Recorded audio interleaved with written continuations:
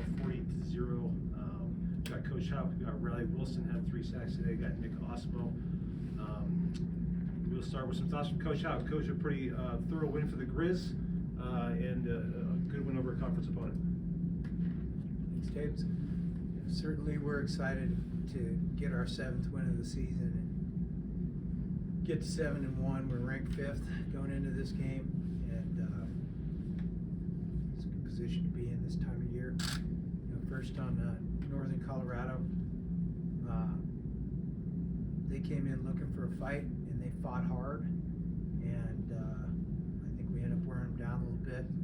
But Coach Lamb's a good football coach. He had that team ready to go, and they fought their tails off. And, it didn't end up being close in the end, but it was close for a lot of the games. So good by them. It was good competition out there. I like our team. I like how our team competes. I like how our guys in general are not fazed by negative plays or things that go against them. I think they just play hard throughout, and they don't watch the scoreboard. And when the game's over, they look up, and hopefully we've got more points than the other team than we did. Questions? Coach, you said earlier in the season, after I think the Idaho State game or maybe UC Davis, that your team wasn't really built to run away from other teams, but you did today. What allowed you to do that today? Well, probably the 2 defensive scores. You score on defense, it makes a big difference. We set up a couple of short fields with some special team stuff. It was just, I think it was more back to the persistence thing. Just keep banging away, and we wore them down. And it was such a dominating defensive effort. A shutout's hard to get in modern day college football, but to hold somebody under 100 yards of total offense is almost remarkable in this day and age. So that's probably why. And Bobby and maybe Riley can chime in with this one too. We've seen sort of the resurrection of the pass rush in the last couple of weeks. I think this is the 2nd straight game you've had 6 sacks as a defense. What's been behind that, just in your guys' mind? I'll let Riley talk about his. He had 3 sacks today, and that's a huge effort in the game. But it's really based. It's not a revival of anything. It's the quarterbacks the last 2 quarterbacks we played have been willing to hold on to the ball and stand in there where some of the other guys weren't. So when they hold on to the ball, our guys have the ability to win. Yeah, also just, it kind of goes into play with the up front. Coach Linehan's really gotten those guys tuned in. And also just Coach Bradford and Coach Tim in the secondary. It starts up front, and then towards the back end, just a lot of those sacks just turned out to be coverage sacks. So, I made a couple sacks, but it ultimately starts with those guys up front, and then the guys in the back just doing their jobs as well.